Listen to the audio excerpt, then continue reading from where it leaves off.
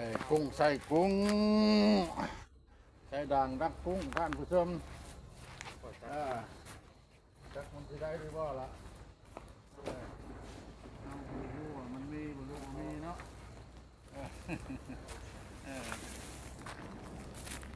เอาเหยื่อใส่ในนี่บ่ มีมันก็เข้าหั่นแหละ ว่าเอาเหยื่อใส่ในนี่เลยบ่ เอาหัวอาหารมันใส่นี้หัวอาหารมากหัวเฉพาะซื้อนี่3,500,000นะที่ด่างในบ้านนี้มาซื้อหัวอาหารนี่ละ99,000อะไร100,000ละ ขออาหารเพียง บ่แม่นได้หัวอาหารกี่ของแก้วบ่แม่นเด้จะ แต่ ไป ก็ เบิ่ง ยัง แม่ ได้ตั้งแต่ซื้อมาแล้วยังบ่ จะ ได้ ไป ใส่ เบิ่งน้อง ได้ น้องสะใหญ่ว่าบ่มีป่าหาบอนวุ้ยไว้มื้อนั้นมันล่มซื่อมันล่มเขาว่าโง่กุ้งนี่ใช่โง่นี่คือว่าบ่อนมีกุ้งคือว่าเข้าหลายเลยนี่เขาว่าเอากัน นี่หัวอาหารนะ โง่บ่เขาเอิ้น ใช่ซาหมู่แล้วซาซื้อซาดีว่ะโอ้ทางเส้นนี้มันบ่รู้นี่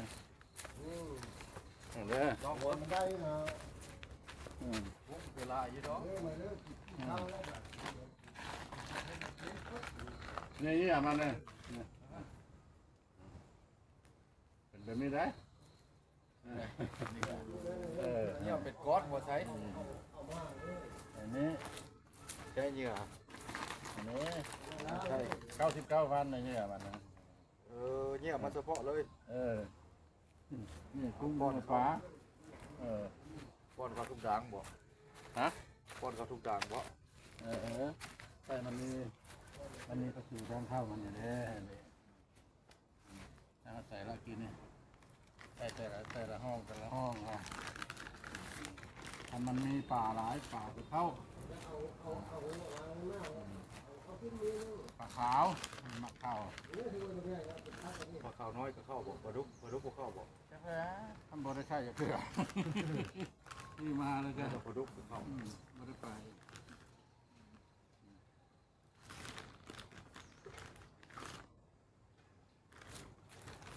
แล้วไปตัดเอาเด้อ ไปนอนใหญ่บนสวนน้อยคนครับขึ้นไปนอนบ่ได้ไปนอนทางงาม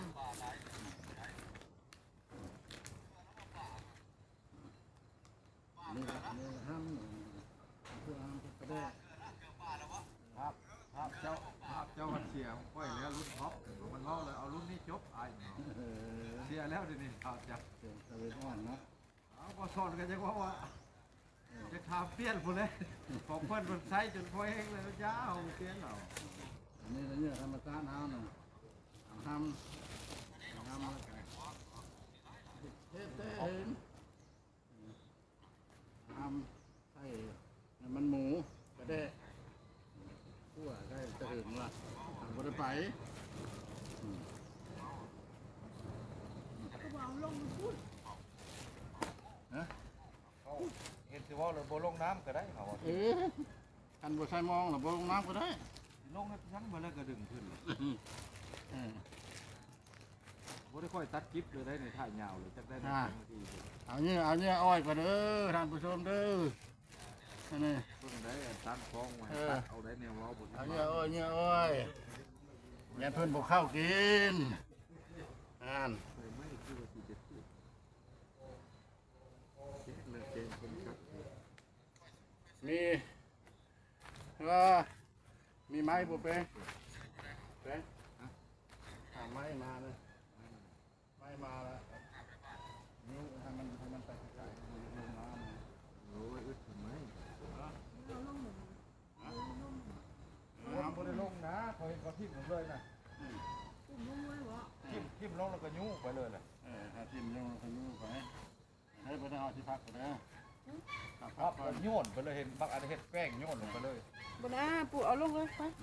บ่ผับก็ได้นะไปเลยนี่เอาลงซอยนี่ ไปให้เราเอาลงก้อย มันหามเราเนาะนะไปไข่เนาะเย่มันมักมันย่ามันบ่ไปไก่นะไปเด้อ เดี๋ยวพ่อ เด้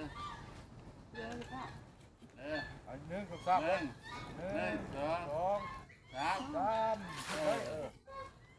ยุคไก่มันก็มาคือเก่ามัน คนเที่ยว อันบริเกี่ยวกับเรื่องมันตื้น คน เล ละ ย พวกมันจะพังครับ มึงต้องเอาหมดอย่างยาม ผู้ว่าล่ะ ฮะ มืดเช้าผู้จังยาม มัดไว้ มันโชคมันมามันอันนั้นแล้วก็ปันเดียวต่ำคักได้ต่ำดิบได้ เออ โอ้ตั้งกองแล้ว ต่างกอง อันนี้แหละคือเจ้าของเพิ่นมีน้องหลายน้อง4-5น้อง มาขอใส่ขอหานะเพิ่นบ่มีแนวหาครอบครัวเพิ่นประสานขาลงนั่นบ่ถึกจักโตเพิ่นว่า โอ้มันตึบหลายมันก็บ่เข้าได้ เนี่ยเอาขี้ปล่อยใช่เอากระย่างเอาน้ำเอา อันนี้ละน้องสะเพิ่นท่านผู้ชมเอ้ยกับบ่ไก่นี่ละคอยลักซี่นี่ละมองแล้วสิบ่ได้ลงมองมันเมามันยานน้ำเลิกมองกันมองผู้ดีกระเทินเลยมอง3 เซน มันหน้ามัน ป่าน้อยป่านี่เราเห็นนั่นมันทึกแห่เหมือนนั้นตัวนึงอะไรให้เติบได้3 นิ้วนี่นะปลาดุกบางคันปลาดุกเขาตัวใหญ่กับบ่ค่าตัวน้อยราคาอยู่บ่มีบ่จ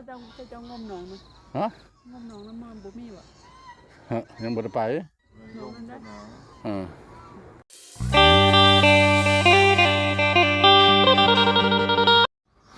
ยามด่างก้อนยามด่างก้อนท่านผู้ชมเอ้ยหายากอยู่บ่รู้ว่าเป็นได้เนาะ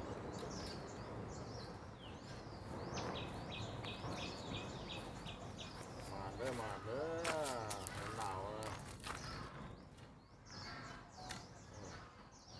จักสิได้อย่างน้อยหยามเนาะ เอาเลย เอาลองเบิ้งหยามโง่ใส่วานนี่มาหยามตอนเช้า ใส่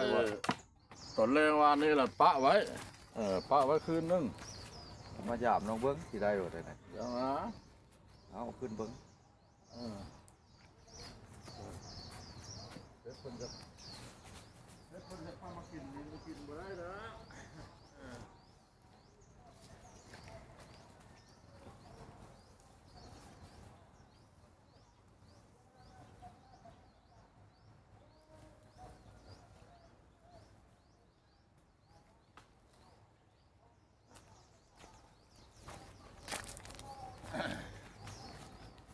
ป่ากุ้งบ่เป็นหลายวันบ่ได้โคตร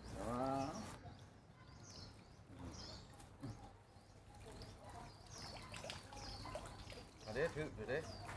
อันนี้ถือ บริจุ กุ้งมันได้บ่กระหลาย ตัวนี้เนาะ มันเป็นชดมันเข้าแต่ละชั้นหมดเลยนั่นแหละเป็นอย่างนี้เนาะชั้นแต่ละชั้นแล้วมาตื้มเดี๋ยว บอ เนาะ ลคันบอลบ่มีไม้มีเต้าแล้วบ่จำเป็นนั้น เข้าหลายอยู่เด้ บ่จำเป็นนั้นลงน้ำก็ได้บ่ตีนบ่ได้เหยียบน้ โอ้มีดอกไม้ ำ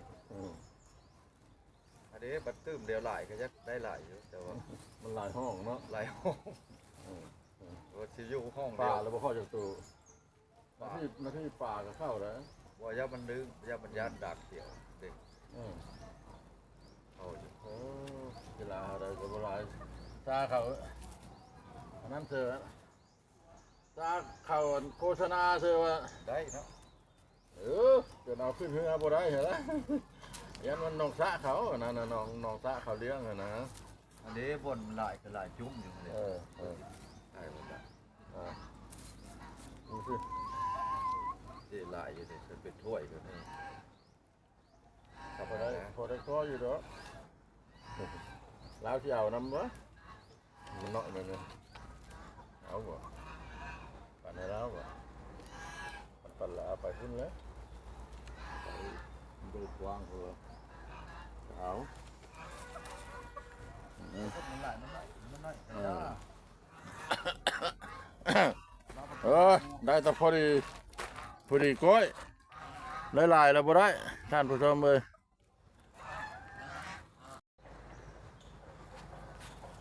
ยา